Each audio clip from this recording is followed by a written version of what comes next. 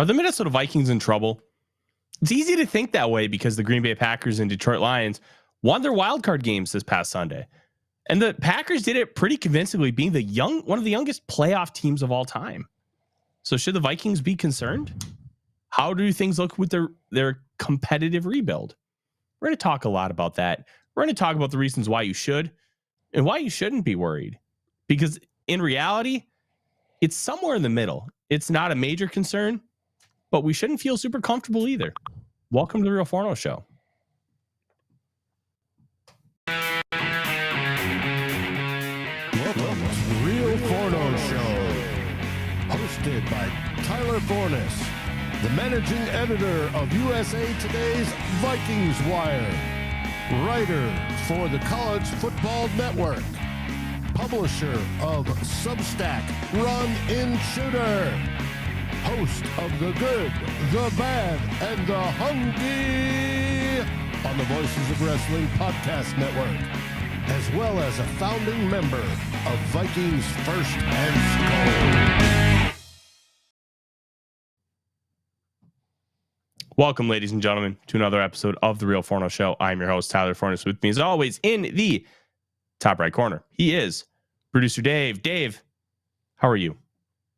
Staying warm today. Staying warm. Yeah, that's pretty much how I feel here in Texas.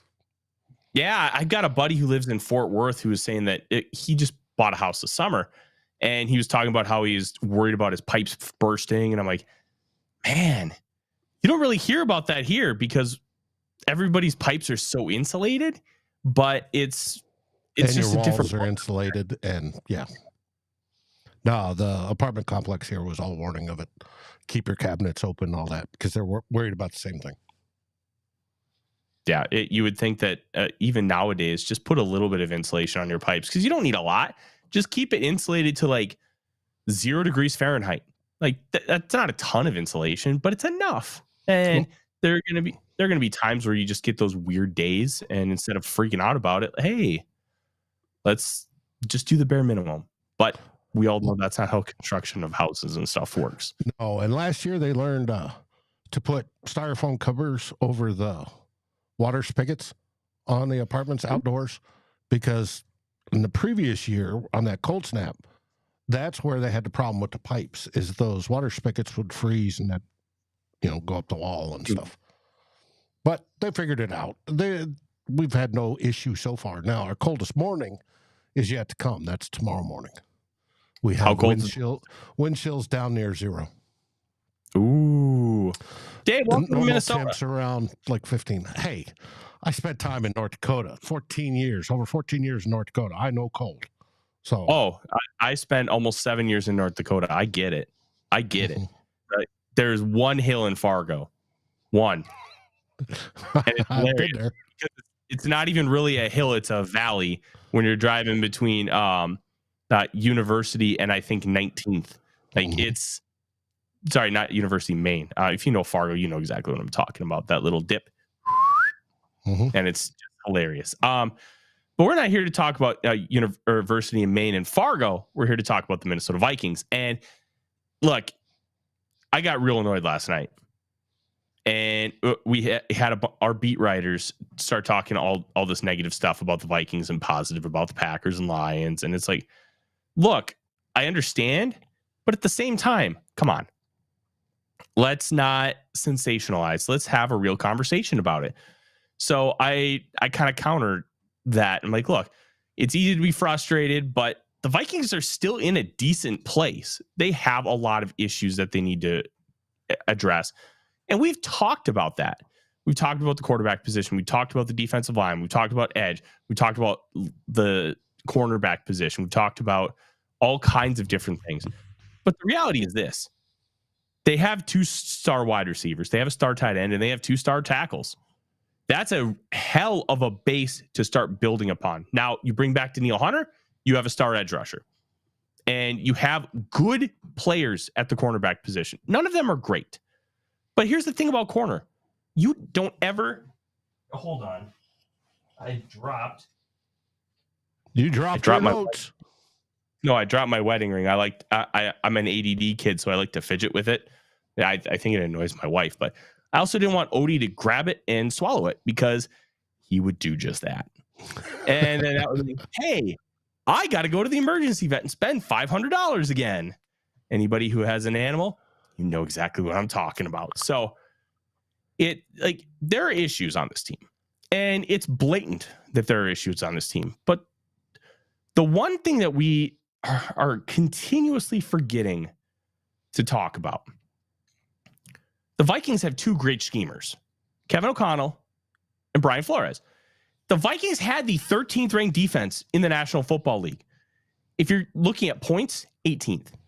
And that point number could have been significantly better if the injuries hadn't crippled them towards the end of the season. Because you know what? I think 40% of their points allowed were scored in the final 4 weeks. They were just allowing all kinds of points at the end. You can't be doing that. And there are reasons for everything. And let's just be honest here as well, Dave. It's not as simple as it's only injuries or it's only this, only that. It's a chain reaction. The Vikings defense got exposed, but now you have a whole offseason to self-scout and be like, okay, they're taking advantage of this when we're doing this. So how can we fix that? How can we adjust moving forward? And I think they're going to have answers for it. And one of the reasons why they were playing some of this coverage is because they didn't have the guys to play what I think Brian Flores really wanted. And he wants to play aggressive. He wants to play man coverage with those zero blitzes. But he didn't feel like he could with the personnel that he was using consistently. And you adjust to the talent that you have. And the Vikings need to upgrade that talent. So I think that they're going to be able to do some of those things. I think they're going to be able to upgrade talent at multiple positions and get themselves in a better situation moving forward. Now, these are all question marks, but we really can't be talking with any form of certainty. And why I think being positive is a good thing, I also think being negative is not. You have to understand that the real answer is somewhere in the middle. And I just wish, Dave, that we were getting more of that across the board from some of these individuals who are just talking in a negative sense. Oh, the Vikings have only $21 million in cap space, only 2 top 100 draft picks. So you can manufacture stuff. The Vikings will end up having about $50 million, in my opinion, in what's the word that they use? Not constructive, but it starts with a C, cap space. Because you essentially take out what your projected draft picks are and the top 51. Because right now it's not the number that you see is not going to be 100% because you got to factor in the top 51 and all those fun things. What I believe here, Dave, is the Vikings have a chance to make a real impact, and they can do so with just a couple moves. Let's kind of go down this path. If the Vikings ended up bringing in Christian Wilkins, defensive tackle, Miami, a superstar defensive tackle, that's a massive game changer. So all of a sudden you have Harrison Smith, who's a good defensive tackle. You bring in a star defensive tackle in Christian Wilkins. Effective. Thank you, Justin. Effective cap space. That's the word I was looking for. Then all of a sudden your defensive line feels a lot different because you have a star, a really good player. Now you just need a serviceable guy. And maybe that's Jonathan Bullard. Bullard is a serviceable defensive lineman. Dean Lowry, serviceable defensive lineman. You can't expect to have stars at every position. You just can't. I wouldn't call Dean Lowry serviceable. He did nothing except take up space. That's in this defense. That's okay. Yeah, but you want more from that defense. You want some pass rush. Dave, you're missing my point. You can't expect to have stars at every spot. You can't expect all these guys to be good. And at a certain point, you just have to accept Dean Lowry with Christian Wilkins and Harrison Smith is fine. And that's kind of the point I'm making. And then you bring back Danielle Hunter. Well, then what are you going to do with those other edge spots? You're probably going to draft at least one, probably two. I would like to bring back Marcus Davenport at a less expensive contract. Make him sign a real prove-it deal. 1 year, $2 million. You gave him the big money. He didn't produce anything for you. Nobody's going to give him that big money prove it deal. So make him sign a little one. And you'll end up saving cap space because of it, because of that prorated money that you have down the line. I think it's about $6.5 million. Like, there are ways to grow this team and improve this team without having to truly worry about a lot of these things that are just being extrapolated. Like, oh, the Packers have this great quarterback. Well, we think he could be great. But now you have to be consistent, and now you have to do it year in and year out. The thing with this Packers team that nobody really wants to talk about is they're volatile. The Packers just put up 48 on the Cowboys. Great performance across the board. They're also one of the youngest teams to ever make the playoffs. They could lose 41-0 next week, and it wouldn't be too big of a surprise because young teams are really volatile, and we don't truly know how they're going to pan out. Look, they could win 2 Super Bowls in the next 5 years. They could fail to miss the playoffs 3 of the next 5. We just don't know. There's not enough information yet to truly understand what this is going to be. And Patrick, I want to address that. Throw that back up for me, please. Patrick says you need more than serviceable. I think the answer is yes, but I also think it's no. And I think it depends on what you're looking at, because this is a salary cap league. Like, if you're talking like the Alabama Crimson Tide, they can recruit anybody they want. And they do. And they get stars at almost every position. But in this league, you can't do that. You can't have stars at every position because salary cap is constricted. So you have to be willing to play rookies, young guys on inexpensive contracts, or in this case, serviceable. If you have 2 really good defensive linemen on a 3-man front, not including your edge rushers, it's okay to have Dean Lowry as your 3rd guy. Like, there's nothing wrong with that. And that's where serviceable comes into play. Just be good enough. And you have to be willing to make some of those adjustments. You have to be willing to make some of those concessions because it's a salary cap league. Don't ruin this. I'm behind on the game. I do not want to hear chatter. They've already ruined the Steelers touchdown for me earlier. I would like to be unspoiled as I have the game on right up here. All right. And I almost announced what the Bills just did. Anyways, no, but I'll count serviceable as an average player. Yeah, that's all I'm saying. I don't know if Dean Lowry was average. He was fine. I mean, I thought there were plays where he just absolutely stunk, but he wasn't offensive. And I think you might be able to do better on that serviceable level than Dean Lowry. And like, I'll concede that. But the general core construct here is serviceable. Get good enough. Just have average. And that's what I talked about at guard for years. Average guards.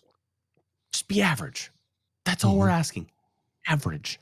And you know what? Delton makes a good point. Successful 3-4s. They have monster nose tackles. And you know what? I'd love to have a monster nose tackle. T'Vondre Sweat. He's on the All Forno team. Love T'Vondre Sweat. And I think adding a guy like that could be a massive, massive, massive benefit. And Delton mentions Ted Washington. Washington was great. One thing I find really interesting, and let's look back at the history of the Vikings. I'd say the last 30 years. Some of the Vikings' biggest free agent signings, Dave, they've been defensive linemen. Mm-hmm. The undrafted signing of John Randall aside, you have Pat Williams, Linval Joseph, Jerry Ball, Tom Johnson. Like, the Vikings have done a really good job of bringing in defensive linemen to play for this football team. And I think that could be a constant for this team here moving forward. Just, you know what? You can't address everything. That was under previous administrations. We have yet to see Kwesi do that. Nor do I think Kwesi has had the opportunity to do that. He's been shopping in the dollar bin most of the time. Now that we have a little bit of cap space, we may see that. But yes, I very much take the long-term development guys, which is your linemen, generally and a few other positions and get them off that first contract. TJ Hawkinson is the perfect example. We got him at the end of his first contract, and he's outstanding until a certain Detroit defensive back takes out his knee. There's if they could do that, if Kwesi can demonstrate finding those guys, I'm all for it. I'm cool. You know, you talked about the Wilkins from Miami, the edge rusher, that if he could pull guys like that and then find some young stud. Harrison Phillips is a prime example. He came off his first contract out of Buffalo. We signed him. Harrison Phillips, I consider serviceable. Yeah. Find more guys like that. I would put him a level above serviceable. But I also understand kind of where you're going with that. I think Smith is a very good player. I don't think he's this massive game changer. I think the Vikings had to play him out of position for multiple reasons because they don't have a true nose tackle. And I talked about that going into the year. Like I was hoping Kyrus Tonga was going to be that nose tackle because he had the size and he had the ability to two gap. And then you'd be able to have Harrison Smith be more of a 5 technique or a 3 technique. And on passing down, so you can move him into that 0 and 1 because it's just a different style of front. You're not asking him to really defend the run. You're asking him to be a pass rusher.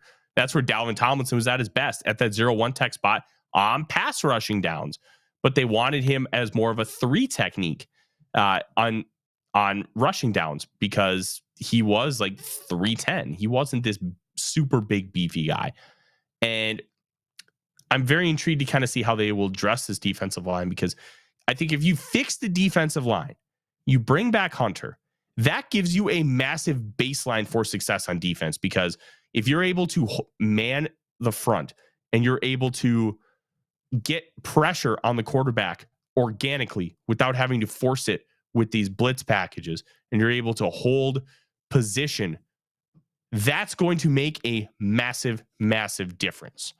And I think that should be the focus. And that's one of the reasons why I think you can fix some of this defense just by improving the front. The Vikings had the 13th ranked defense. But by the way people talk, you wouldn't think that.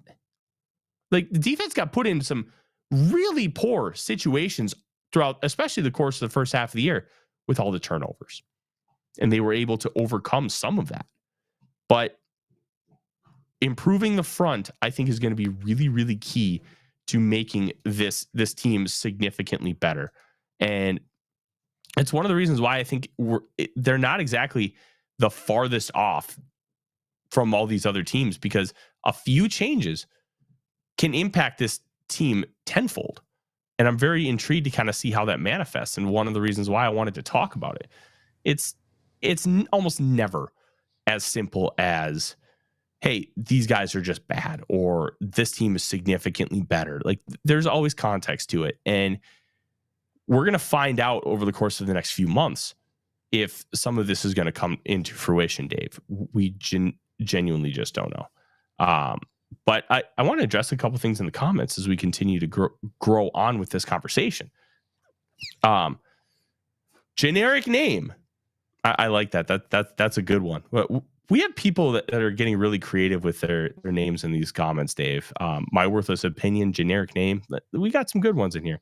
How much pull should Flores have in the draft? I think this is a really interesting one because we saw how much pull Ed Donatel had with the 2022 draft. The players that were drafted were specifically drafted for his scheme. And I think Brian Flores is going to want some archetypes, but I don't think he's going to look at it and be like, I have to have this type of player because look at the defenses that he's run in the past. They're able to do more with different types of players than other schemes because he created this scheme. He created a scheme.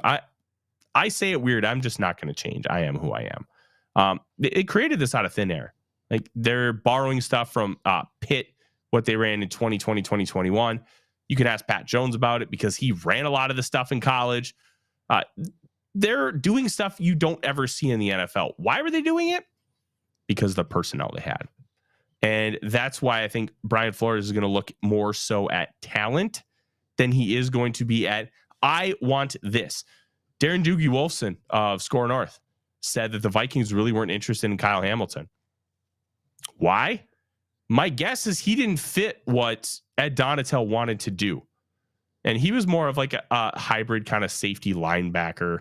Like, I thought Hamilton was excellent. He was, I think, a top 6 player in that class for me. But it's also not as simple as, oh, hey, he doesn't fit. Flores will make them fit. They will find roles for these players. Where Ed Donatel, we saw how stingy he ran his defenses. That's not the case. And I think that's going to be an important distinction to understand here.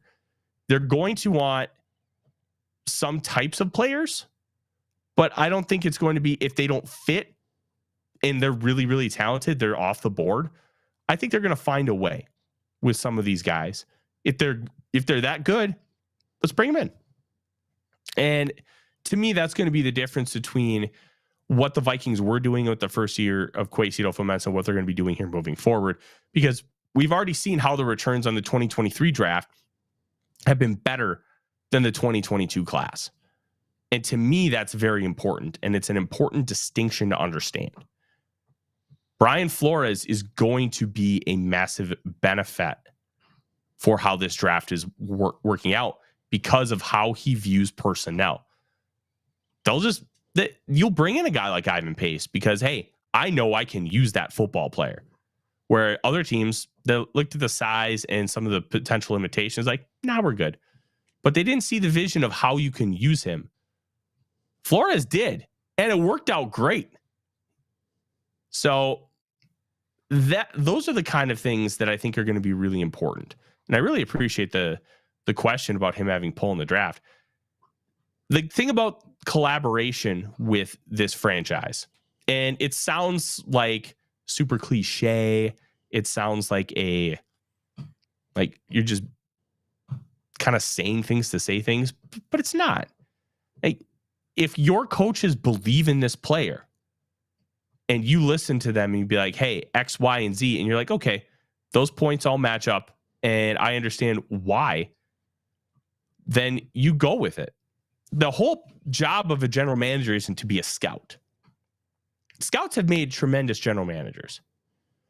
The whole point of a general manager is to make decisions with the best information possible. You get the best information possible from your people. And yes, you contribute your own information, but a good manager delegates and makes decisions based off of that. And the way Kwesi said it I think got people up in arms for the wrong reasons. That's just being a good leader, being a good boss, and doing your job the right way. So I think having that kind of collaboration is going to be objectively good moving forward. Now, Kwesi still has to make the right decisions, but listening to people and talk about these things and have these conversations and make decisions as a group, where even though we know Kwesi's the guy making the final decision, I think those are all objectively good things. And I think those things will give you hope here moving forward. G-Mac, you talk about afraid to rebuild. Look at how many players are still on the team that were under Spielman, that were drafted by Spielman. There's not many. Not many at all. It's going to be interesting how much Donachelle influenced that draft and how that may have screwed that up with a rookie GM who may have taken too much advice from him, and where you had Kevin O'Connell learning now 2 years under his belt. Kwesi now has 2 years under his belt. You have a defensive coordinator that looks to be here next year that did some outstanding things. So his word's going to mean a little bit more than just his reputation of he knows the Fangio defense that Donachelle had. So I think the picks are going to get better. They got better last year. We'll see on that first year. The first year, so far, the only one that's turned out where they're darn out of that first year is Ed Ingram, unless I'm missing anybody. And I think Ed made a huge jump to an average tackle or average guard. and he should make another move up this next year. That's the way offensive linemen do. I think that's fine. The rest of the class, well, chalk it up. Now, but they do have to hit. Now, my question to you was, are we behind right now what Green Bay, Detroit, and Chicago are at? Because Chicago, people could say, well, no, they won 5 out of the last 6 games. We did not. Now, granted, you can use the excuse of, well, everybody was hurt, and everybody was hurt.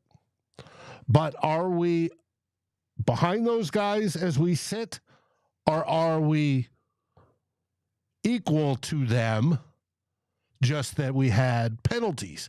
I mean, how does it look moving forward? We don't have that many people on long-term contracts. So to me, I'm seeing it as we sit relatively behind, but with the right moves, we can stay competitive. I do believe the NFC North will be one of the better conferences now. I think they've built up, be it Detroit, be it Chicago on its way. Green Bay, I mean, we all hate it. It looks like they found that third QB in a row. But Green Bay has some cap issues, and they have a bunch of players that are in the same situation as ours, where they're on void years. And it's going to be interesting to see what they do there. But are we behind the rest of the division right now? That's the question. I think that's a very complicated answer. And before I get to that, I want to let all of our friends know about the sponsor of the show, our friends at Underdog Rescue Minnesota. They do everything that they can to save as many dogs as they can, get them from disadvantageous situations, puppy mills, overcrowded shelters, and even home life that's just not ideal. And they put them in foster homes and try to find them forever homes. And they have an adoption event at I think at a brewery in Minneapolis this weekend, and I'm going to find out where that is because I think it's a really good spot. Biscuits and Brews, what they call it, and I'll get the it's at Unleashed Hounds and Hops, downtown Minneapolis on Lindale. So high recommend. Go to that. They've got some beautiful doggos. I'm going to try and convince the wife to go. Probably won't work. But we'll see. And if you just want to help out and help save a furry friend like our sweetie Claire was saved, underdogrescuemn.com, donations of all types. So, Dave, let's have that conversation about where the Vikings are at compared to the other teams in the division. And I think that's a very complicated answer. I don't think it's as simple as a yes or no. I don't think it's as simple as, well, they're better than this team and worse off than that team. I think the Vikings have set themselves up to take advantage of having really good players and taking advantage of signing them to long-term contracts and also having the flexibility to be able to attack in free agency. They're a big question mark, and I think it's why you're seeing so many wide varieties of opinions on this team. And the Packers have a ton of young players. They kind of had to. They're dealing with losing the Rodgers contract. They're dealing with an aging group of vets, guys like David Bakhtiari, who basically has to stay next year because they pushed so much of his money out that it would just cripple their salary cap to take that dead money hit. Now they have to pay Jordan Love. But all their pass catchers outside of Josiah DeGuara, first and second year guys. So there's hope that they could potentially be something here down the line. But at the end of the day, I genuinely don't know what the Packers will be. But it's hard to say that they won't be good because of their history and how they've built their teams before. They know how to build teams, and they're good at it. And this system and style have... I hear Odie. Yep. Odie wants to go out, but the wife is not home, so Odie has to stay in here with me. He'll be fine. He's just a little whiny, but Odie, you're good, buddy. You're a good boy. Yeah, we'll go snuggle on the couch in a little bit. So it's really hard to say anything negative about the Packers because their approach has been proven constantly to work. The Lions have done a great job, but what happens now when they have to start re-signing some of these guys? Are they going to be able to have the same type of depth? Because some of the depth benefits that they've had have come from the trading Matthew Stafford. And now they're going to have to worry about re-signing Jared Goff, which is that a good idea? And the Bears, well, Goff is under contract for 2024. Yeah, but the last year of the contract, you're worried about re-signing. That's going to be a question. And if you're going to start building for the long term, are they going to want to give him that type of big money? And they were right to trade for him when they did. It's proven it was the correct move to take him back in the Stafford trade. But when you look at all things considered, Dave, there's a lot of questions on how they're going to be able to keep fortifying that roster moving forward. And then you have the Bears. The Bears are in a similar place to the Packers. They have a lot of capital. They just drafted a lot of young players. They have to see if they're going to be able to take advantage of that. Darnell Wright looks fine, but they could have had CJ Stroud. They had the first overall pick, and they chose not to use it. They chose to move back in the draft, and they chose to stockpile. And you know what? There's merit to that. They got a couple young defensive tackles. They got a young cornerback. All in that end of second, early third round range. They have some young pieces that are good, but now you have to try and figure out how all that's going to come together. And I don't trust Eberflus as a head coach. So I don't love the position that the Bears are in because of where they're at a quarterback and because of where they're at with their head coach. I think there's better spots, but they're also not. They also could just figure it out and be really good next year. That's the thing. Then the Vikings are in a similar spot. There's too many questions. There's just too many questions to be able to have a firm grasp on any of these teams. I think the one you can feel the most confident about is the Lions because of how they built their team. But then once you start getting depth questions, I think that's where you're gonna have to really have some complicated answers. And to me, that's kind of where things stand. I don't think the Vikings are so far off where they're not going to win a division title for 3 years. I think they could win the division next year and play really, really good football. But they could also win 7 games again. We just don't know. We just don't know.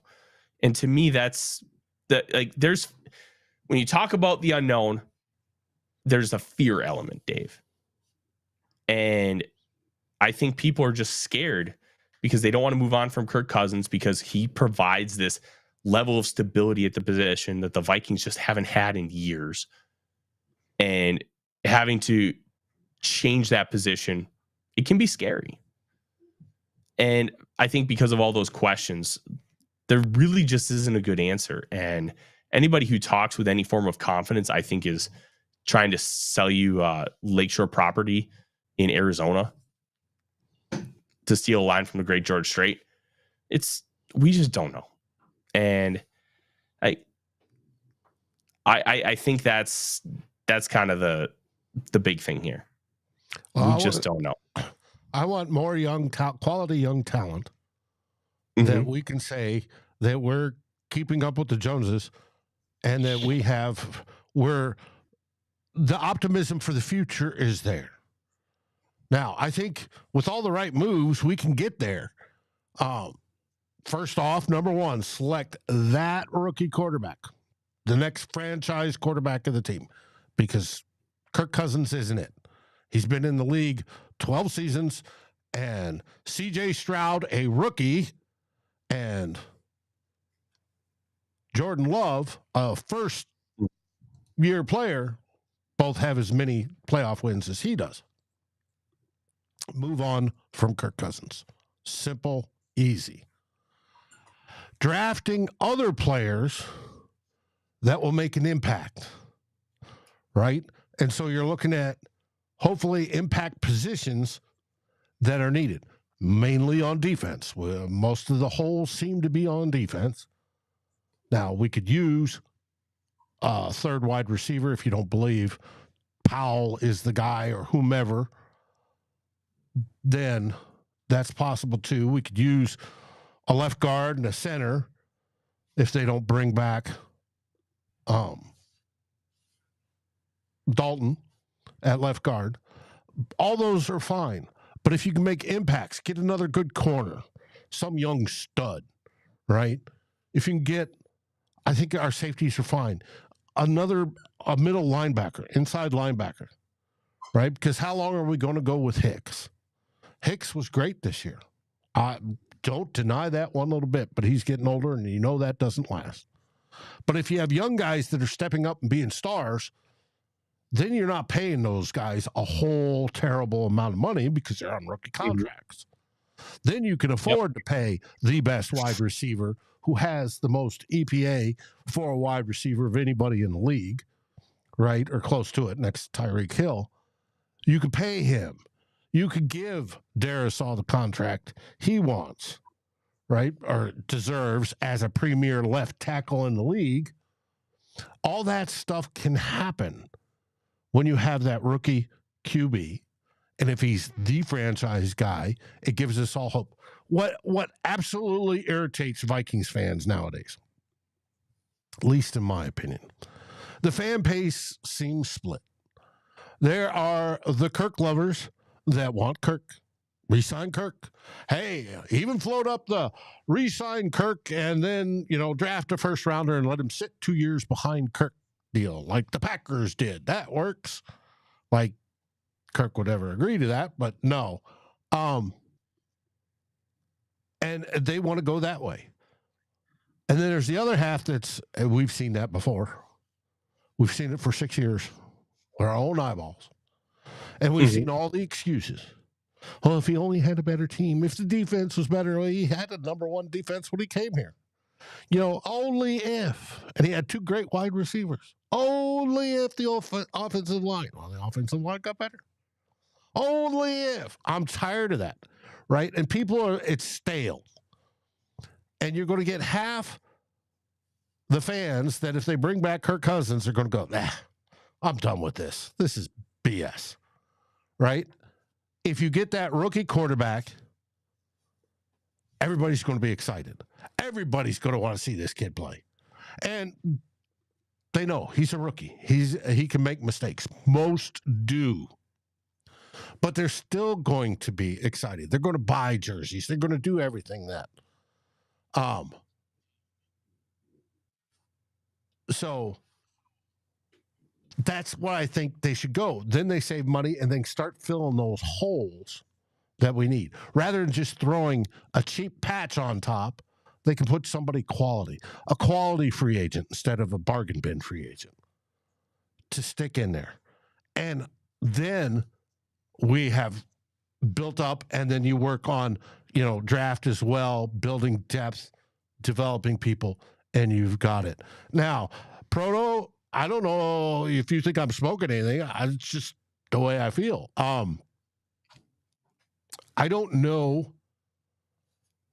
I think people are tired of the frustration of Kirk Cousins. I think the team needs to move on. I don't see any advantage of re-signing him whatsoever.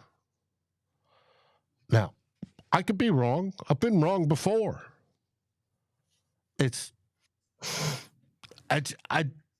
We're tired. We want to move on. And I think if we move on, we are now keeping up with the Joneses, right? We're keeping up with the rest of the young Packers, the young Bears who are playing better. Now, the Bears have each team has their own issues. The groomed Detroit Lions who are sitting there and, they got a coach trying to make them the best person they can be when it comes to playing, and it's working. So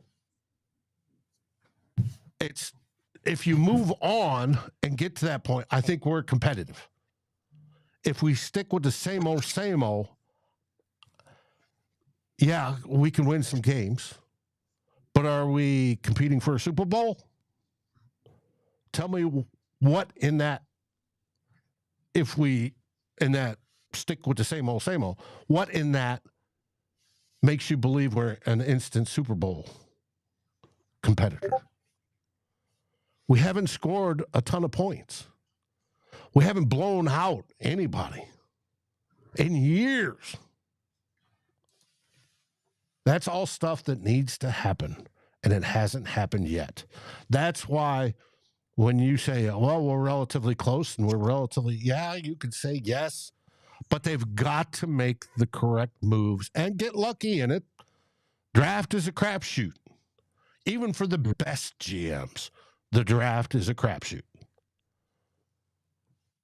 But let them do it, and hey, maybe the Vikings will finally get lucky, especially if Detroit wins the Super Bowl this year. Oh my God, I'll go nuts if that happens. Anyways, I'll shut up. All right. I think to kind of talk about what you're saying, I find it difficult to look at a situation where it makes sense to bring back Kirk Cousins. I do. I think bringing him back makes sense financially. It makes sense for some stability.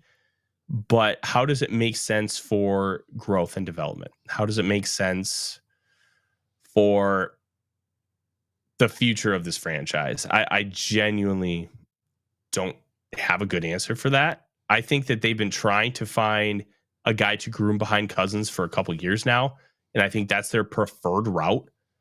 If they take Jaden Daniels, Drake May, Caleb Williams, they take one of those guys, they move up to go get him. I don't think you have to have Cousins on the roster. And by that point, we're going to know if he's on the roster or not. March 13th, unless they extend the decision date. They can't extend it because that's the official beginning of the new league year. They did with Dalvin Cook last year. They could because it was in February. You can't extend it past the new league year because the contract officially expires at that point. Like, you can void it at any date before then, but you can't push it past that date. So if the Vikings don't have a contract agreed and signed by that 3 p.m. Central time on March 13th, $28.25 million in dead cap hits, and there's nothing they can do about it. So that kind of stinks. But it also helps because then, hey, you know what you're facing. You know what you're dealing with. And by knowing those things, you can move forward. And I think that would be an objectively good thing for the draft. It also could mean, like, the Vikings could come out of the next couple of weeks and have a trade already done with one of the Commanders or Patriots for second or third. If the Vikings really believe in all three of those top quarterbacks, trading for 3 is not a bad proposition because you're guaranteed to have access to 1. You might have access to 2, and you'd be able to pick instead of just taking what's left. And I think if you're going to make a pre-draft trade, that's going to be the one you'll make because it will give you the opportunity to have at least access to one of those guys. I just struggle to see why bringing Kirk back would be a good thing for the future of the franchise. Not a 1 year. We're not talking about 1 year anymore. We're talking about multiple years. And I need more. I need more than the baseline that Kirk gives you. And to me, that's going to be the defining element of this whole conversation. How are you going to adjust? How are you going to figure things out with this team, with this quarterback situation? And getting a guy in the draft, I think it needs to be the ultimate focus. Now, if they choose not to, and they choose to bring back Kirk Cousins on a multiple year deal, let's travel down that rabbit hole before we wrap up. I think you could just spend those first 2 picks bolstering the defensive line, get an edge rusher at 11, get Tavondre Sweat or his teammate Byron Murphy the second at 42. And then all of a sudden you beefed up that front significantly. And now you have a weakness that is becoming closer to a strength. But what the Vikings will prioritize in the draft is going to be massively impacted by, one, how they grade this class, which we're not going to know, and 2, how they address things in free agency.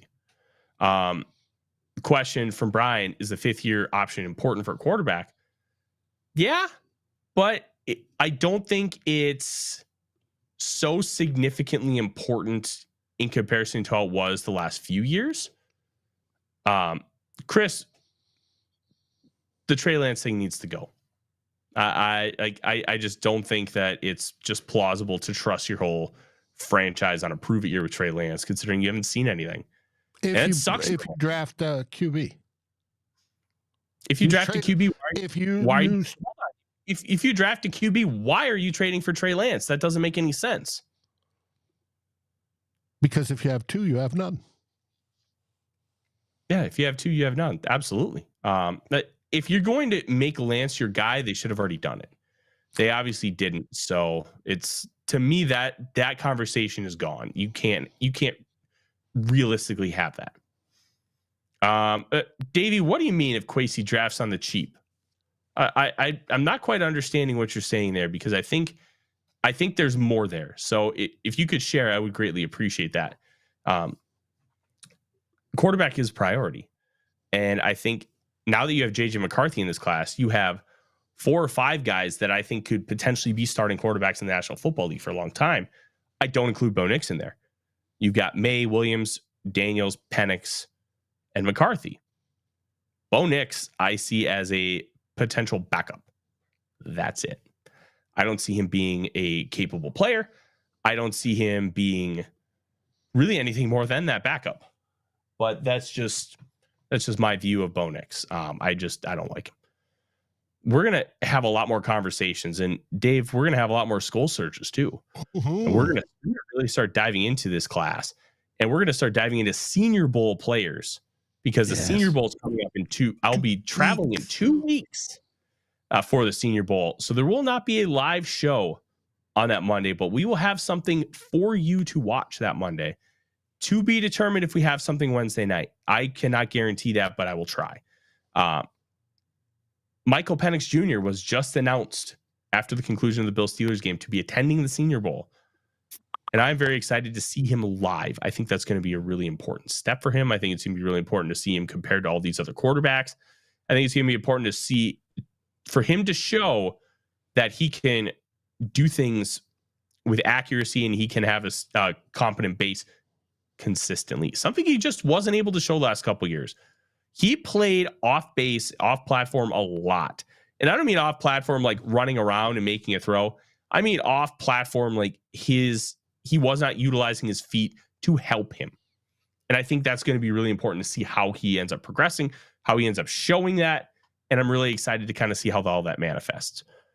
In the meantime, we're going to have a lot of conversations about these guys. We're going to have a lot of fun. I'm going to finish off with this.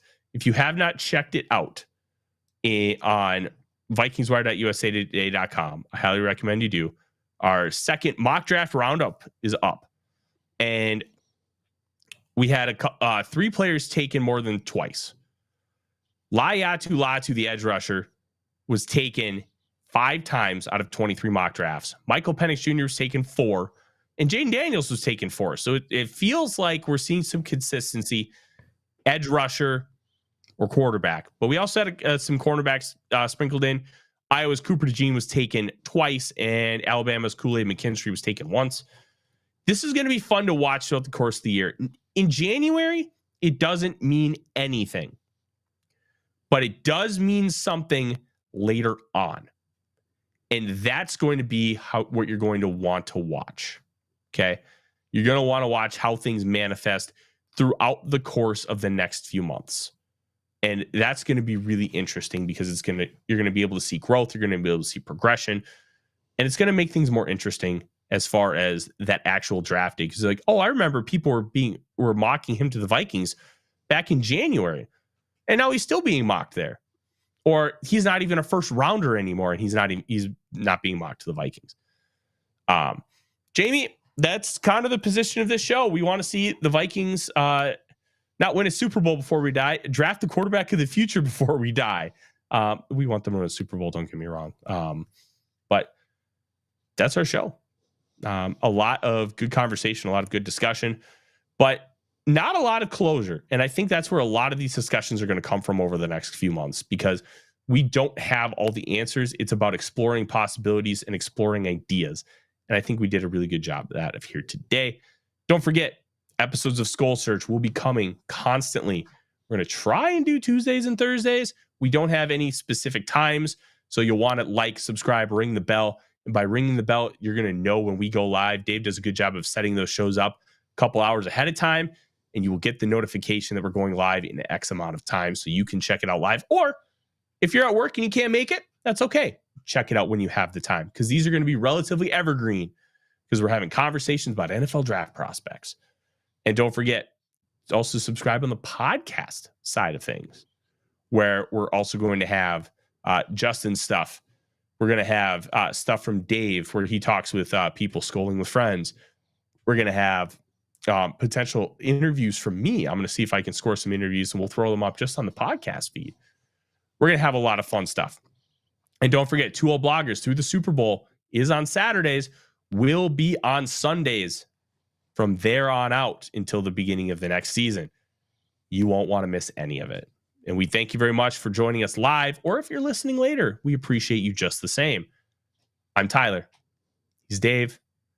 We'll see you down the line. SKOL Vikings. SKOL Vikings. Like, subscribe, and ring the bell to get notifications. It helps us grow this community that we all love, our Minnesota Vikings. And on behalf of Tyler Forness and myself, Dave Stefano, thank you so dearly for watching the Real Forno Show. SKOL, everyone!